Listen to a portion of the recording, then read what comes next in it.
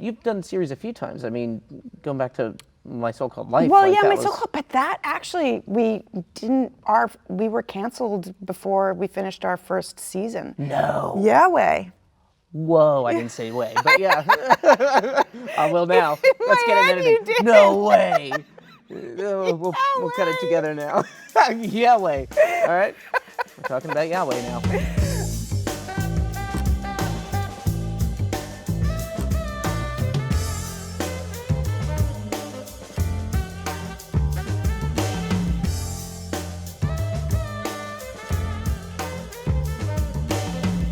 I realized the movie we did together is over half of our lives ago. It's shocking. Yeah. I know. It feels like a couple months ago, In but ways? No, it's a couple of It's a couple of 22 solid decades. Yeah. Something like 22 or more years ago we shot That's Igby. Igby Goes Down, full title. Igby Goes Down. I know. That's insane. What kind of a name is Igby? It's the kind of a name that someone named Sookie is in no position to question. It was very nice to see you again in Yeah. our midlives. Yeah. We're like parents now and stuff. No. Yeah. Many times over. Yeah. But I had a really good time on that movie. You did. I did.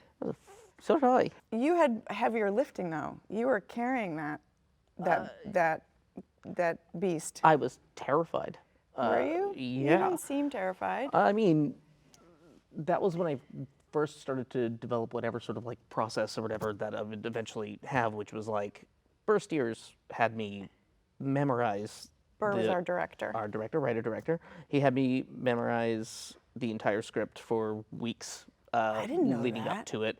And it made me go, I had everybody's lines in my head before we even started the Wow. rehearsals, and that was in my noggin. And he was hesitant to hire me because he was like, because I worked as a child, and he was like, child actors develop really bad habits that they tend to carry on their adulthood. Roll. Yeah, and I was like, so I he's mean, like, I kind of understand, but he's sort of right. They I can. think bad kid actors develop bad habits. I was a pretty bad kid No, actor. I don't think believe it. Oh, Not for a second. Dad, hit my mark and say my line. Right, Look right, cute. right. But I asked him to sort of be more on me. I was like, if you see me doing any of the like, Oh, he okay. called it Nickelodeon stuff. I remember him being sort of on me for it. And after a while, like I'd be like, why is he nice to everyone else? he's just letting them act. Oh. Yeah, Well, I didn't see a second of Nickelodeon-ing from you. So But Burr yeah, was pretty good then. Yeah, no. Why was it so much fun for you? Why was that one? Well, she was just kind of a hoot and a holler. Sookie Saperstein. Nice name. I guess I was in college at the time, and she just seemed very, like immediately lifted from the world that I was very immersed in, and was just a kind of delightful parody.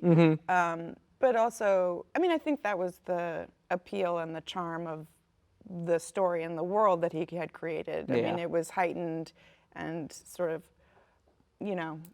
arch, but also kind of surprisingly grounded, and there was a lot of real pathos at play too. So it was a fun kind of line to toe. Balance of those two, yeah. No, I believe, like, I think back, I believe your first line in the movie is, whenever I'm at a loss, I dip into Rilke. It's like, oh, I can't wait to make fun of this person. You still know this entire script. There's so much of this script. It's like emblazoned on your brain I obviously have forevermore. not seen it in 20 years, but it's in there. I have like whole speeches in there that even got cut out that are in my brain still. Well, I mean, it was a great script, and there was so much fun verbiage to chew on, and you're very good. You're very deft. You are very good. All right. Thank you. Thank you, actor. Oh, good. You good, me good. There was one I learned from him. He did it early with you. He said, try to find ways where you like make fun of her. And I'm like, yeah, easy. Yeah, Sookie just said something stupid. That'll be great. And then I had and then an entire career later. Well, what I realized later was it taught me sort of a trick. Like I had to do a scene with the therapist in the movie, which was the actor was Reg Rogers, and at some point he said, "I want you to find something that he does to make fun of him." And I said, "Oh," I was like, "You want me to like make up something to say?" He goes, "No, you can't change the dialogue at all. but figure out a way to make fun of him. And I was like, I don't know what that means. Right. I was 18, so I found that I was like watching him really closely. That's hard. Yeah. Yeah. And I was watching him, and I was studying like his movements until I eventually like mocked something he did, and I realized, I don't know if he did this on purpose or not. Knowing him, he probably did. It was a way to get me to really listen to him and not be in my head. Oh. I was trying to watch what he did to find something I can make fun of him. Wow, that's pretty shrewd. Yeah, Yeah, it's good. Yeah. And whenever I'm uncomfortable in a scene, I do that now. wow. I'm just going to try to find something to make fun of so that I can, because I'm sort of in my head, I'm lost. Yeah. Okay, well, thank you, Burr. Thank you, Burr. Yeah, and actually I was thinking as we were, anticipating having this very casual convo with you. There's cameras? That there's kind of a direct line between Igby and Roman. I mean, well, maybe it's not so direct, but they're not wildly dissimilar. I mean, they're both kind of, well, privileged, broken Sure. people. Yeah.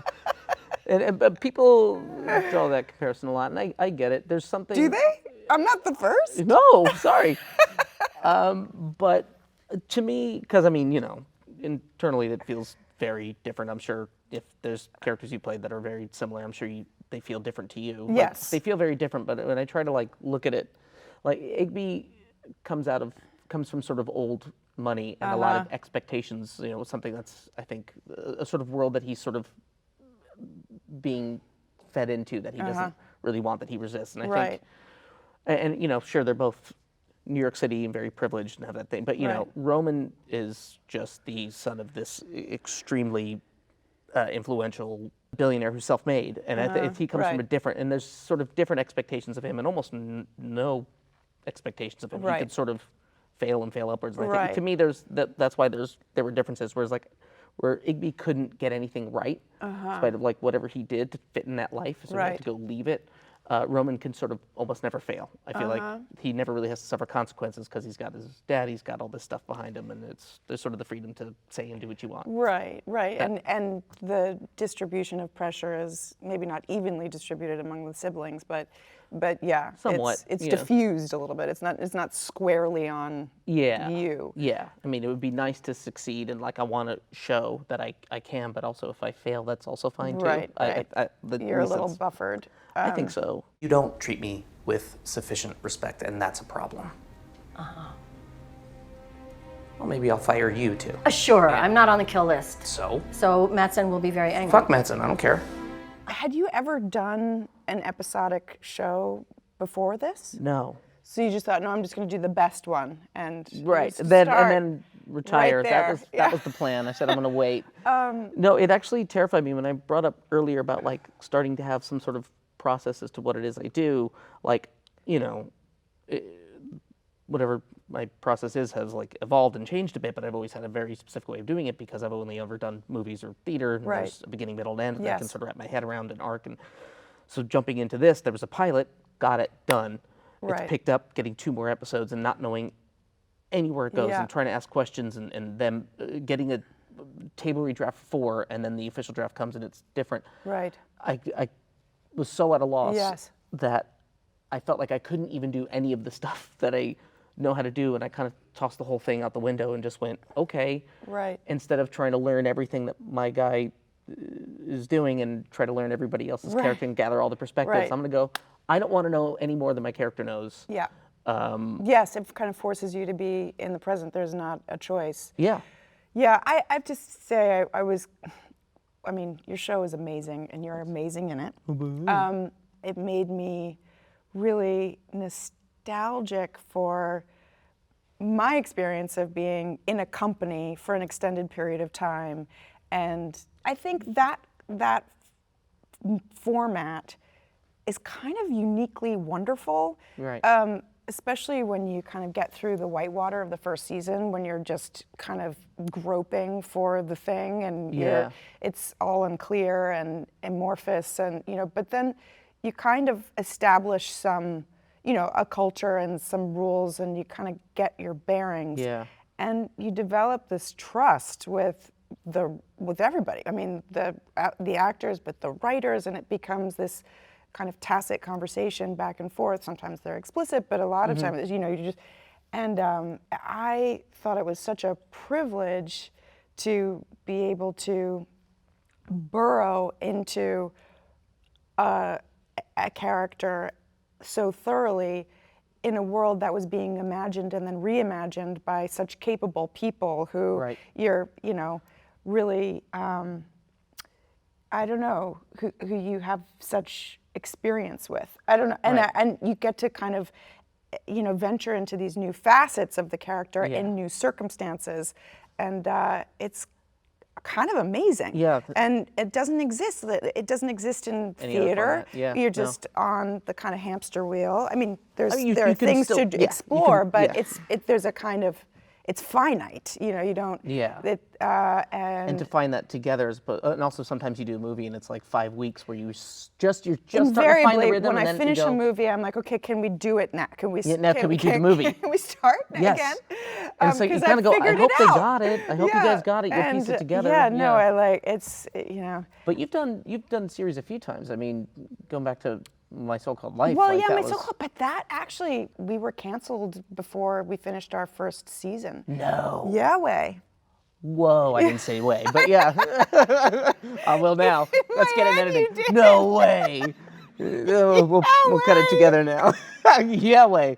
All right. We're talking about Yahweh now. Right. Yeah, no, it was. I looked it up today. There's like 19 episodes. There's 19 episodes. We were supposed to do 22 because that was when that was customary. That was such a big. That was only one season. Because to me, Yeah, that was but it like was a couple years disproportionate of my because it got picked childhood. up and was it reran on different networks. It got canceled, so I never really had that experience of growing with a it. character over time. Right, or like even being able to go back now that you have sort of a sense of it, which is also a kind of tricky thing. Once it airs and you've seen it, that was my first time like seeing something and then going, oh, now I have to go back and do it and try not to be self-conscious. Like, Right. I have to like, okay, I don't want to do that because I don't want to be Roman. You know, I have to like fight that Well, I mean, can you even remember who Roman was to you at the beginning, and can you kind of chart how your understanding of him? To me, it's the same guy, and then I went back and watched the beginning and went, ooh, that's not, that Right. was, nah, I had the wrong idea, I think, from the get-go. I don't know if you've experienced that. Because then, like, Homeland was like 8 seasons? It was forever. It was 8 seasons, but there were major resets every year. In terms of what? Like, Well, people kept dying on the show. So there were many new cast members, and then we just were globetrotting. We did a season in Cape Town, which was standing in for Afghanistan and Pakistan, and then one in Berlin, and we shot a lot in Israel, and one in Morocco. I mean, we were... so you never felt like you were just sort of like, oh, back to the show, we're doing No, things. it was, yeah, and I think that was very helpful because it was familiar, but in another iteration. So there was something very new to explore, and there was often a new crew even. So it didn't feel, it never got stale. Yeah, good. But I mean that's maybe true of your show too, maybe to a slightly less extreme extent, but. Yeah, we don't really, I mean, we're always on location mostly, you know, there's very few, there's like the Waystar offices or something that we go to, but even that is less and less, and it's not, it doesn't feel like we're just showing up to the set. And So when you started your fourth and final season, were you aware that it not was? really. What does that mean? Means Jesse Armstrong, our showrunner, writer, didn't know, and he told me before the season started that he thinks this is the end, but he doesn't know. And we had, and usually, so in the show, when I said I threw my process out the window, it was like, I actually stopped asking what was coming later, and that was the thing. I liked it. I liked not knowing. I even started doing this if, you know, he was saying what's going to happen in the next episode. I didn't want to know. Yeah. And then this year, he mentioned that before we started shooting, so I started asking him questions. He told me what happens with Logan, and I asked him to break down everything, and he explained the entire season to me. Yeah. And then when he got to the end, I said, well, that seems like that's the end of the show. And he goes, yeah, it does, doesn't it? Although, and then he just started talking about all these different ideas that he 'Cause he's said a was off the top of his head. Really good writer. He is, and he was Yeah. like, "This is just off the top of my head," and then he just pitched like an amazing 5th season, and then another and another. So And then denied them to you. then denied him. Yeah. We kept us guessing the whole time. There were some of us that were so sure that there was not going to be. Sarah Snook the entire time until the very end was like, "There's going to be a 5th season," and had very clear ideas into what it was. And it was after the table read for the final episode. He told us. Did he it was tell awesome. you why? He felt like the story was complete. Okay. And it was just creatively, that was it. He's like, I feel like it's complete. We could go down these things. They're quite interesting. Yeah. But he's like, I feel like he's satisfied as a writer. And to be honest, having shot it all, I feel like it's both a satisfying ending, but it also begs for more. I want to see where Right. it goes, but maybe that's a nice feeling as opposed to feeling like, I would you've like just put a been bow on it. completely depleted. Yeah. Yeah, which you never want. Well, we were supposed to end at 7, and then Showtime kind of was interested in continuing. I think they would have had us go for a while, and in some ways we could have, but Alex Gonza, our showrunner, just could not push the boulder up another inch of that It was like, mountain. I can probably do one more. That's Yeah, it. I mean, I think it's such a Herculean effort for a showrunner. It's I can't imagine a more rigorous job. So in our business, it's Yeah. it's Do crazy that for 8. exacting.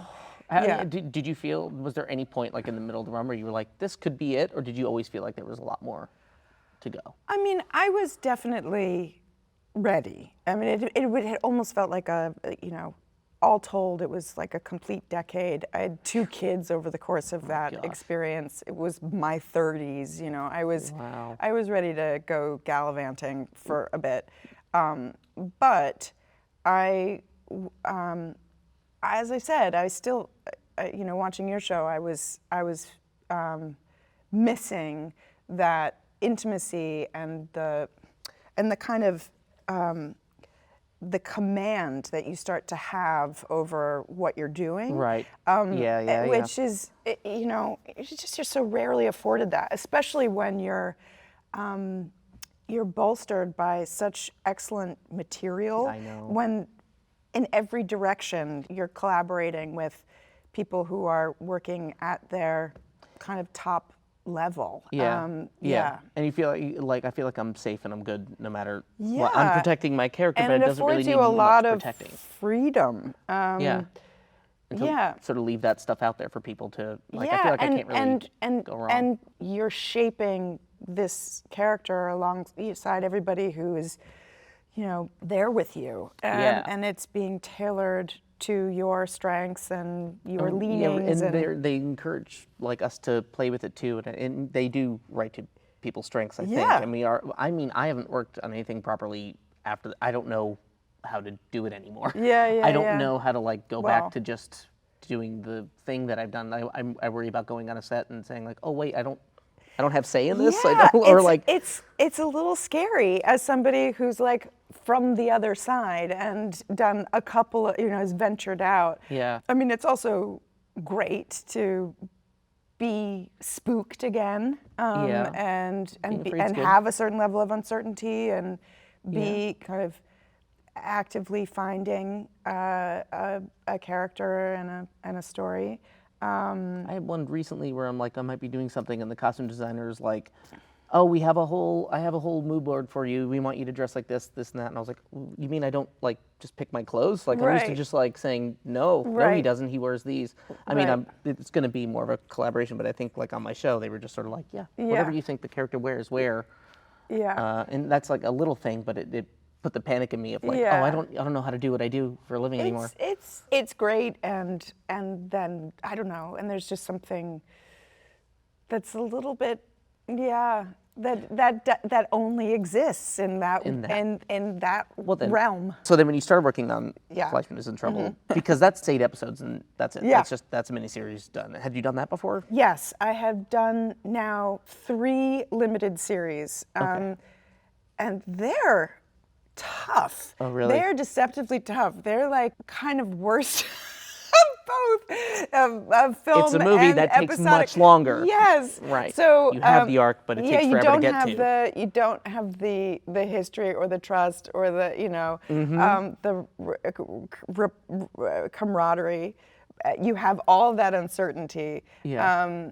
And it takes forever to lay that much material down. So At the very least, you had you knew the complete story. You had the source material. It's pretty much directly from the book. Fleishman was different. I did a limited series called The Essex Serpent, where I was kind of in everything, and by the end of it, I was like devastated. I was my body was breaking down. Yeah. I was exhausted, and I was confused by it because I have to say, I can cope with plenty and think of myself as pretty resilient. I couldn't quite catch my breath or recover the energy lost. And with Fleishman, you felt like you sort of Yeah, could, 'cause it was a Fleishman, I split. mean, I disappear for quite a while. So Yeah, but you're always I'm like, in and out. and we most of my stuff, it comes at the end, and we actually shot that in the beginning for kind of curious reasons. Wait, the 7th episode you shot at the Yeah, beginning? we shot at the beginning. I want to be honest with you. I don't think I can make you coffee right now. We called it his and her episodes, Toby's episode, my episode, Right. Rachel's episode, sort of 3 and 7. That was wild because we were shooting kind of the same scenes, but from slightly different vantage points. So it was kind of an amazing exercise. The shifts were kind of discreet and nuanced, which was more interesting and kind of harder. But I'd never played a character as seen by somebody else before. Wow. The version of the person through the embittered husband's filter. I've only played the authentic expression of the thing. So to go back and forth was And did you do was it a sort little of same disorienting. day? Is Yeah, that what you're same saying? day. Yeah, Wow. yeah, stacked, one against the other. And yeah, it was interesting and kind of a good time, but a challenge. As a viewer, it was interesting for me to watch, and I swear I swear that this show helped my marriage and Really? my life. I feel that way because Okay. you'll always try to take the perspective. There's a line in the show, something to the extent of there's, if anyone who's been in couples therapy, there's one person's point of view, and then there's the boiling abyss between them and the other person's point of view. And you always try to think that, you can't just be the villain. The other person that you're talking about can't be the villain of your story. There is another. You always think that you can be ahead of that. And in the show, as I was watching it, I thought I was ahead of that. I was like, this is his perspective. That's not true, but it is a little disappointing. Come on, Rachel. Step your game up a little bit. You're going through a hard time, but come on. You're kind of a nightmare to this family. And that was why that episode hit me so hard, and I've watched it 3 times now. And it devastates me, but it was how wrong you can be. Toby is just completely unaware. He's just not listening. Yeah. And it feels like you could, but I felt like I could understand why he didn't. Right. But it felt like I just wanted to say, could you just go in there and say suck it up and just say, hey, I'm really sorry you're going through it, and just listen or something. Right. Or be nice. Or just. Well, that's the conceit of the novel too, and it's very effective. It's really surprising.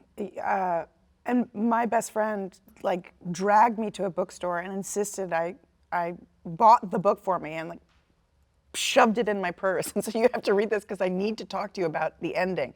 So I think it had. And that was before this was even on your. Yeah, and I was doing reshoots for this other project that I had done called The Essex Serpent that takes place in Victorian England, and I was in a corset, and it was my set book, So, and then I got this offer, which was weird, a little uncanny, Really? Yeah. Were you yes right away because you'd read it, or? Well, I was, and actually I had gotten to a point in the novel that where we're really with Toby for a long, because Taffy Rochester Ackner, the writer of the novel and the series, really tests the patience of the reader and then viewer. Yeah. You're in kind of stagnant Toby waters for a while, long and you're time. just hearing him gripe. Hannah, you don't even have a phone. It's not good for kids and anxiety. Your brain is still developing, all Dad right? and I'll talk about it. Excuse me, we've already talked about it, okay? How about my anxiety that everybody is always on it and leaving me out? She has a point. Yeah?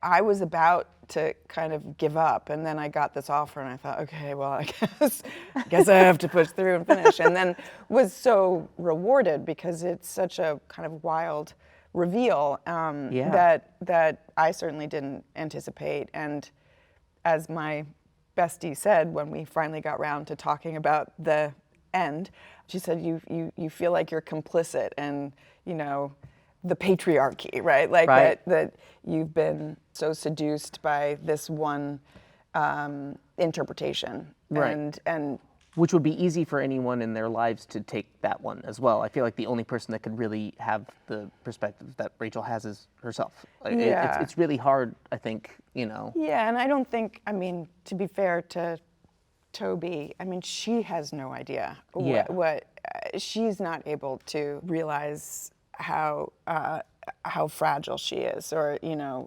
she has no clue the level of trauma that it is perched on top of. Yeah. My wife had said she's like, it's the most accurate depiction of like postpartum she'd seen. It's like, yeah, it's that, but it's not just like a really bad birth story. This is trauma. This is something that happened to her that it's hard to get anybody around you. They're sort of normalizing it because you're in a hospital. There's people around. Right. I think it's just witness, it's trauma that's been compounded by other by years of of other kind of horrible experiences. So. Yeah. Because all that stuff is in there, and then you actually get the chance to, as the character, scream that out.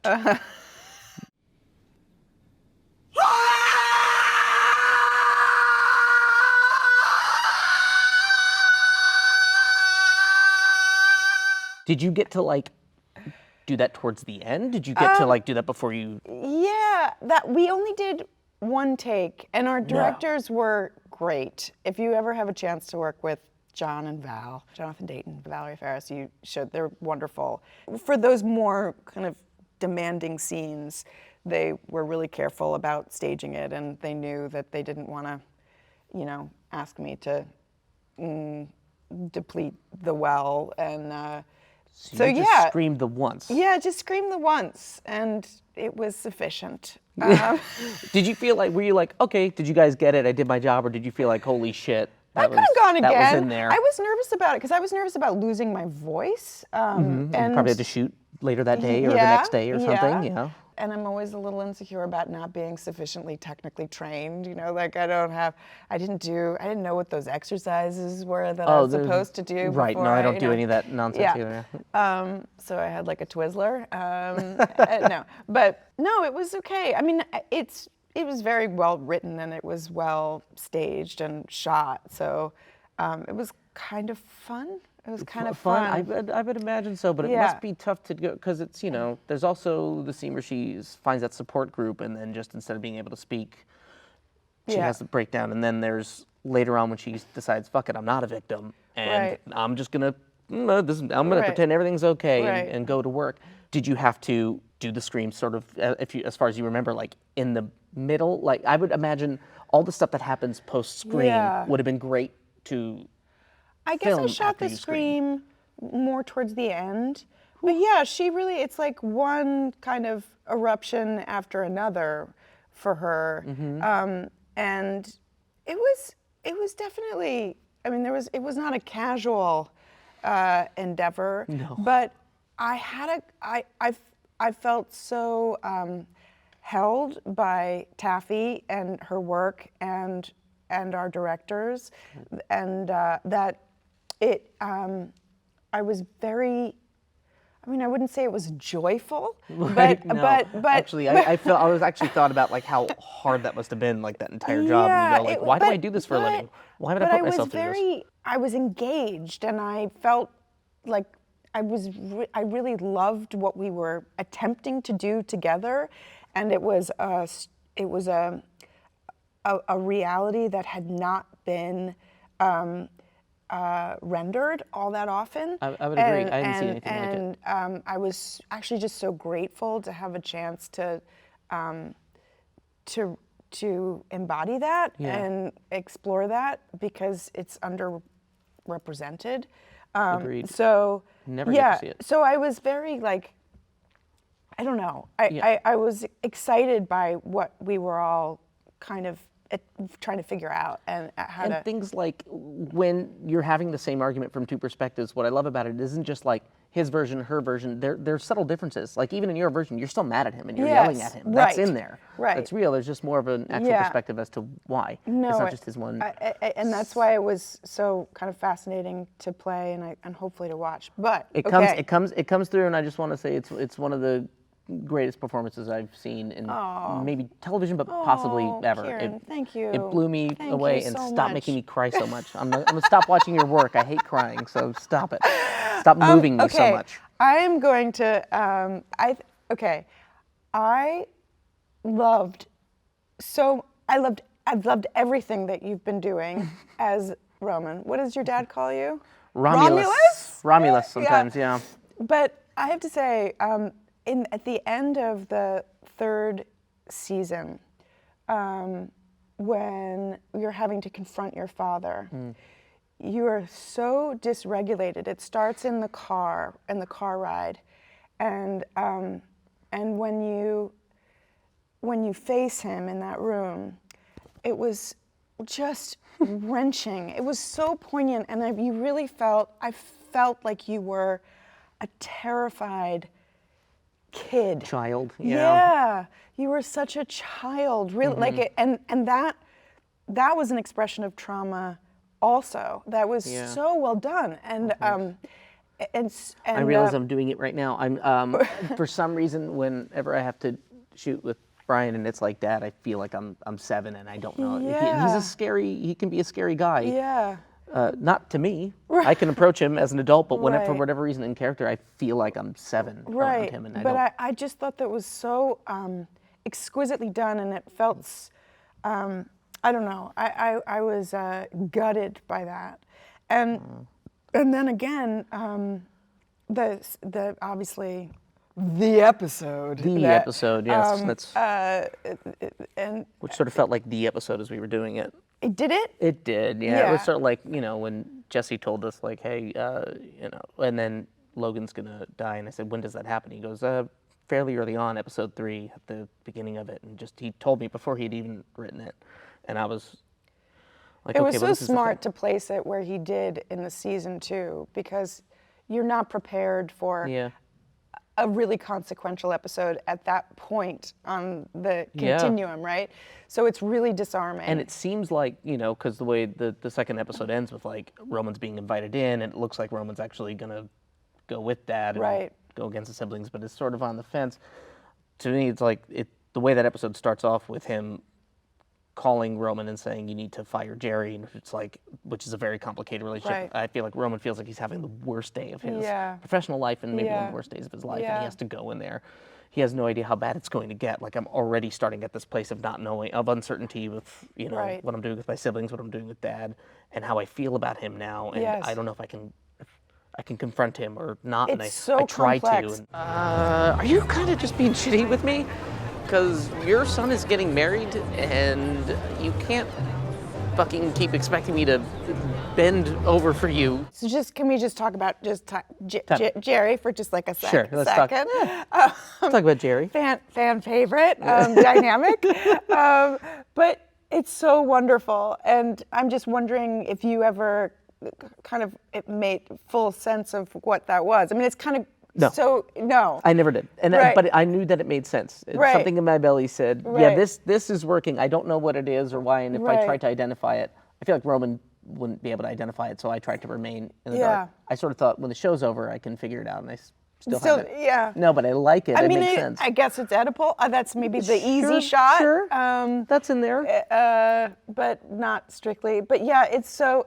I mean, the show is so fun. It's so bold, but it's like exists in this like, it has these mythic. It's this mythic quality, And yeah, Dad asks you to kill Mommy. You know, and then I have to, and then I leave him a horrible voicemail, and that's the last sort of thing I ever, you know, I don't know if he heard it or not, and I'll never know. I think, you know, which is also, and the way we shot that, I mean, we're on a freaking boat, and, you know, we're daylight dependent, and we got to move fast, and there's not a lot of, we don't do a lot of rehearsing anyway, but there's so many moving pieces and characters and things happening to each individual character. I mean, it's the one thing happening to all of us at once.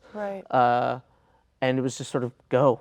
I don't know. And don't think about it too much. Don't talk about it too much. And just which is kind of great. I mean, especially if you have, you know, all those seasons behind you. And all of, I mean, one thing I love about television of this kind is that you've actually lived your backstory. I mean, you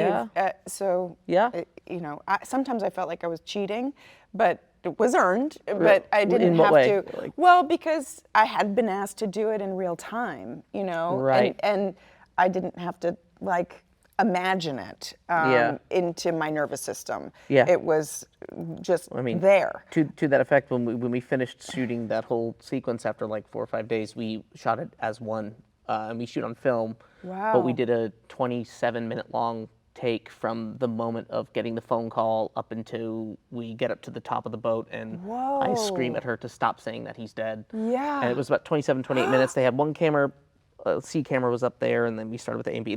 They hid like rolls of film around the boat to reload. A would reload with B, and when some characters left, one camera would stay with me on the phone talking to Dad while A camera followed the others. That's amazing. It was sensational. How did they choreograph that?